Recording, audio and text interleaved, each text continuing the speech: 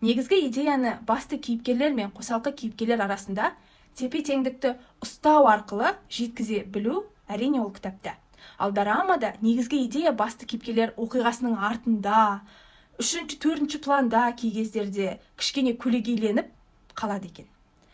Әр қосалқы кейіпкердің оқиғасы түсінікті, детальды жеткізіледі кітапта. Әрі олардың әрқайсының ары қарайғы жағдайын білу мүмкіндігі оқырманда бар.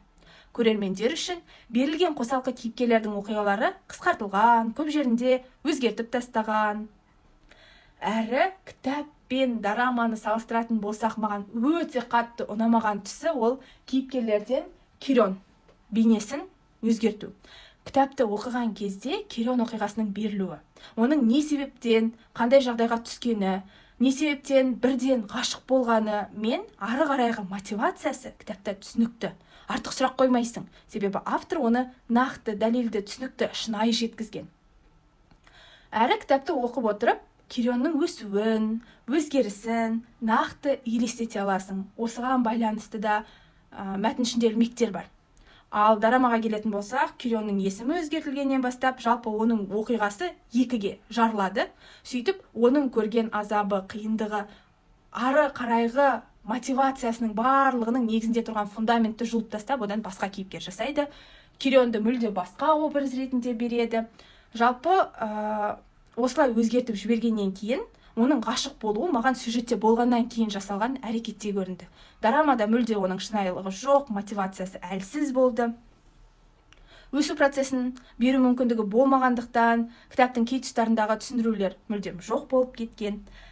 Екінші кейіпкерлерге байланысты маған ұнамаған дүние Джин мен Том оқиғасын беруде. Томның Джиннің үйіне келіп, оны қорқытатын, ұратын сәті. Әрине, бұл өте қорқынышты, әлеуметтік проблема екендігі рас, бірақ та дорама мен кітапты алып қарастырған кезде, кітапта қорқынышты берілген оқиғаны дорамада одан сайын қорқынышты етіп беру мүмкіндігі бар бола тұра, олар керісінше бұл жерде былай жасайды. Кітапта Джинға көмекке ешкім келмейді. Оған ешкім көмекке келмегеннен кейінгі оның ары қарайғы әрекеті, осының барын ой елегінен өткізуі, оның ары қарайғы мотивациясы Джиннің кейіпкер ретінде мықты болуына, өсуіне негіз болатын болса, дорамада дәл осы тұсты ойнату барысында оған бірден артынша Киронның кіріп келіп көмектескені, артынан директор оның келіп көмектесіп бұл жағдайдан алып шығуы кітапта бар мықты бір сәтті дорамада бере алмай қалды. Осы жері маған ұнаған жоқ. Енді кітапта автор берген санаулы кейіпкерлермен ақ оқиға толыққанды.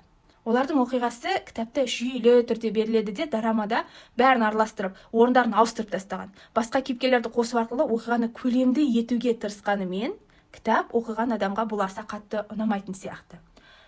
Кітапта қара мысық бар. Оның өзі сюжет үшін маңызды рөл атқарады. Ал дорамада қара мысық жоқ, бірақ оның орнына ведьманың қасында жүретін, көлеңкесінің қызметін атқаратын директор О деген кейіпкерді қосқан. Кітапты оқуда бәрі адамның елестетуіне байланысты болғандықтан шектеу жоқ. Бұл жерде масштаб үлкен. Ал дораманы түсіру барысындағы шектеулерден масштаб кішірейтілген. Бірақ қызықты визуалды элементтерді қосуға тырысқан. Ендігі тағы бір мәселе, жалпы дорамада ведьма образы кітаптағыдан басқаша, ойнаған актрисаға қарай өзгертілген. Шаш туралы ақпарат болмаса, мен үшін осы актриса соңына дейін осы бейнеде сақталып қала беретін еді. Ал Джинға келетін болсақ, сол кездің өзінде ол бұл рөлге сәйкес келмейтін секілді, көрермен ретінде маған сезілген еді. Артынша жылдар өтіп, осы кітапты алып оқыған кезде Джин бейнесі мүлдем оның ойнаған актрисаға келмейтіндіктен, менің басында кітапты оқып отырған орта сәтте бір диссонанс туындады. Ары қарай оқиын десем, олардың бейнесін дәл актрисалар секілді елестете отырып, оқиға екеуі қиыспай жатқандай сезім туды. Сөйтіп отырып, мен мәтіндегі екі ілмек бойынша өзім үшін басқа бейнені жасақтадым. Бұл жерде кітаптың басынан бастап ведьма мен джиннің ұқсас екендіктері қайталанып айтылып отырады. Яғни мәтін ішіндегі бұл ілмек арқылы, бұл деталь арқылы біз не білеміз? Автор әлі нақты айтпай жатып, бұл ситуация кітапта болмай жатып, оқырмандың мүмкіндігі бар біліп қоюға. Демек, бұл екеуінің қандай да байланысы бар екенін біз осы ілмектер арқылы сол кезден бастап біліп қоямыз, сезіп қоямыз. Сол ілмектің артынан жүріп бара жатқан кезде кітаптың ортасына қарай ведьманың шашы қара, қысқа деген ақпарат айтылды кітапта. Осы кезде менің санамда бірден бүкіл шашырап жатқан пазлдар жинақтала келді де, ведьманың бейнесі мен үшін Сон Хигё, ал джиннің өзі Хан Сокки ретінде қалыптасты. Әрі бұл кітапта айтылып жатқан ілмектермен сәйкес, бір-біріне ұқсас дәл тапқан бейне секілді менің есімде, санамда қалыптасты. Әрі менен көп жыл өте тағы да осы оқиғаны еске түсіріп, бір нәрсе сұрайтын болса, немесе мен айтатын болсам, менің санамда бірден осы екі актрисаның бейнелері шығатыны сөзсіз болды. Енді кітаппен дораманы салыстыра отырып, соңғы финал сәл өзгешелеу берілген.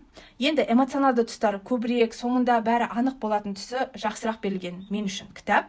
Сондықтан да кітап фильмнен жақсы деген қағидаға қайта тірелеміз. Осы менің қорытындым болсын. Келесі кезекте Мэтт Хейг «Полночная библиотека» романын оқыдым. Шыны керек, мен үшін К себе нежнаның ойын басқа формада жалғастырушы сияқты болды. Осы кітап сияқты біз білетін қағиданы басқаша жолмен баяндау ғана сияқты сезім басым. Басты идеясы бар өміріңді өкінішке тұншықтырмай, бүгінгі күнмен өмір сүре білу жайынан. Адамды байқатпай орайтын өкініш сезімі әр адамның санасында бар. Бәріміздің қанымыз өкініш атты удың тамшысымен болсын уланған. Бұлай істегенде, бұлай істемегенде, бұлай айтқанда, айтпағанда, анда барғанда, бармағанда дегеннің кімде жоғын маған айтыңыздаршы. Ондай адам бар ма? Осынысымен де кітап оқырманға өзекті тақырыптар тобына кіріп кетеді. Қызықтырады. Ендігі кітапты алғанда одан үлкен масштаб күтудің қажеті жоқ. Кітап жайлы бұрын естімеген болсам, өз басым сөйтер едім. Осындай жағдайда артынша тарылған масштабтан кітап сюжеті көңілімнен шықпай қалатын. Оны төмен бағалайтынмын. Оқырман жолында бір түсінгенім, кітапты бастар алдындағы қарым-қатынас оны қабылдау мен артынша бағалауға әсер етеді. Хейгтің кітабына оралсақ, одан үлкен масштаб күтпегеннен кейін оқылуы жылдам, бір қалыпты болды. Басты кейіпкер Нораның өз өміріндегі өкініштің ауырлығы оның бақытын бастырмалап тастап, өмірінің мәнін кетіріп жібергеннен кейін ол өзін мына әлемде ештеңе ұстап тұрған жоқ деген шешімге келеді.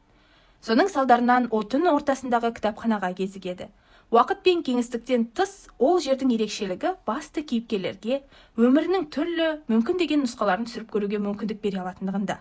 Оқиғаның ары қарайғы жалғасы да, негізі де осында. Ары қарай кейбіреулерге спойлер болуы мүмкін, сол себепті жылжытып жіберуге болады. Одан қорықпаймын дегендермен жалғастыра берейік. Оқиғаның басынан бастап-ақ Нораны бұлай істемегенімде ғой дегендердің бәріне сапарларында ол қаншалықты жақсы я жаман болсын, бәрінен де өзінің шын өмірі жақсы, қалаулы болып шығатыны белгілі болған. Осыны автордың қандай идеяны оқырманға ашқысы келетіні, ол үшін қандай әдістерді пайдаланып жатқандығы басынан білгеннен кейін, кейіпкерлердің ешқайсына бауыр басып, я ұнатып, жүрегімде сақтап қалғым келетіндей сезім болмады. Кітапты оқығандағы өзім үшін нақты түсінгенім, жалпы оқырмандық тәжірибемен байланысты, өзім оқыған кітаптардың ішінде құрығанда бір бөлшегі я бір кейіпкерді ары қарай өзімен бірге алып қалғым келетін кітаптарды көбірек оқығым келеді екен. Бұл мен үшін сәттік эмоциядан жоғары. Әрі сондай кейіпкерлер мен сәттердің көбірек болғаны сүйікті кітабымды табудың басты критерийларының бірі екен. Қазір оқып отырып, одан кейін біраз уақыт өткеннен кейін жалпы шығарма туралы санамда қалыптасқан ой, оның миыңды демалысқа жібер деген оқылымның бір түріне жататын сияқты. Оқып отырған сәтте әрине бірінші кезекте өзіме келген ой, өзім істеп көру керек деген бір практика туралы ойладым. Кітапты оқып шыққандағы эмоцияларды пайдаланып оқырман менің түн ортасындағы кітапханам атты кішігірім практиканы жасап көру керек сияқты. Осыған дейін дәл бір Нораның қолына берген өкініш кітабы дәл қазір алдымызда пайда болса, ішінде не жазылып тұрушы еді деп елестетіп, артынша сол негізінде өмірдің басқа нұсқасын жазып көру. Бұл жерде А пункт пен Б пункт белгілі болады. А да, Б да қазіргі өміріміз. Арасын өзге нұсқаларға мүмкіндік беру арқылы осы сәтке қайта оралу деп түсінуіміз керек. Әбіш Кекілбаев айтқандай, өткенге өкпе жүрмейді деуіміз керек. Кітаптың басты айтар ойы, өмірдің қандай керемет нұсқасы болмасын, оған жеткен сенің сезімдерің өзіңе ада болса, ал бойыңда бар сені сен етіп тұрған сезімдерді тәрк ету, олардан бас тарту бақытты сезіндірмейді дегенге келеді. Бектұрыға жүрегін сатқан кейіпкердің кері. Мен үшін қызықты тақырыптың бұл романда берілу формасында өзім үшін жаңашылдық көрмегеннен кейін 5-тен 3 деп қана бағаладым. Келесі кітап Джим Батчердің «Могила в подарогі» болды. Бұл Дрезден архивтері сериясындағы 3-ші кітап. Оқиға Гарри Блэкстоун Дрезден деген чародейдің шытырман оқиғаларға тап болып шешілмес дегеннен әркез аман шығуы туралы. Бірінші кітапты бастаған кезде бұл серияға үмітім өте көп еді. Тіптен өзіме сөзсіз ұнайды деп шешім шығарып қойғам. Былай қарап тұрған кезде сюжет, басты кейіпкердің бейнеленуі, детектив пен фэнтези, Гарридің көмекшісі ретінде черіптің бар екендігі. Бұлардың бір өзі мынау мен оқитын кітаптар ғой деп жалаулатып тұрды, десе де осының бәрі жиналып, мен күткен эмоциялық реңкті бере алмады. Осы тұста айта кететін жағдай, оның елесі бар черебі көмекші ретінде жүруі маған сөзсіз есіме Локвудты салды. Локвудтағы череп бейнесін әрі өзіме сондай сүйікті болған кейіпкерлердің бейнесі басқа бір шығармада тағы қайталанатын болса, әрине ол жаңа шығарманы оқуға басты бір себеп болады. Бірақ әттең бұл шығарма дәл мен күткендей маған оқиғаны бере алмады. Десе де бәрі бола тұра бір нәрсесі қиыспайтындай сезімнен арыла алмадым. Әрі бірінші кітаптың аудармасында Гарридің әркез таңданғанда бір нәрсе айтқан кезде ба дей беретіні жыныма тиетін. Бірақ әлі де бастаған кітапты ұнатпасам да бітірмей тастап кетуді үйренбегендіктен сол кезде соңына дейін оқып бітіруге шешім қабылдадым. Арты қазір 3-шісін бітірдім, бірақ қатты ұнап кетті деген сөз емес. Кейін шаршап кеткен тұста демалу үшін не оқимын деп іздеп жүрген кезде есіме түсіп, 2-ші кітабын бастағанмын. Аудармашысы басқа болып, ба деген кездеспегені бұл жерде плюс болды. Мен үшін бұл сериал форматында болса, кітаптарды оқымайтындай едім деген ойлар келді. Бастысы бұл оқиғаға қашан, неге орала алатыным өзім үшін анықталды. 3-ші кітапты оқып бастағанда өзіме таныс әлемге, кейіпкерлерге қайта оралғандай болдым. Бастапқыдағы кітаптың минустары осы кезде мен қабылдаған, көзді жұмған дүниелерге айналып, бастапқыдай шамыма тимеді. Жайлы оқылымға айналды. Осыдан да мен Дрезден архивтерімен қоштаспай жалғастыратыным анық, бірақ ары қарайғы кітаптарын тек аудио форматта жалғастырамын. Келесі «Мұңды бұлбұл» атты жинақты оқып шықтым. Оның авторы Бернияз Күлеев. Қазақта Бернияз деген ақын болған. Одан Абайдың өрнегінде Мағжанның үніне жақын үнді де табуға болады. Жинақта Мағжан өлеңдермен үндес идея, мотив, теңеулерді көп кездестірдім. Бұған екеуінің дос болуы да әсер еткен шығар деймін. Бернияз Күлеев туралы көп мәлімет таппайсың, тапқандары бірін қайталай береді.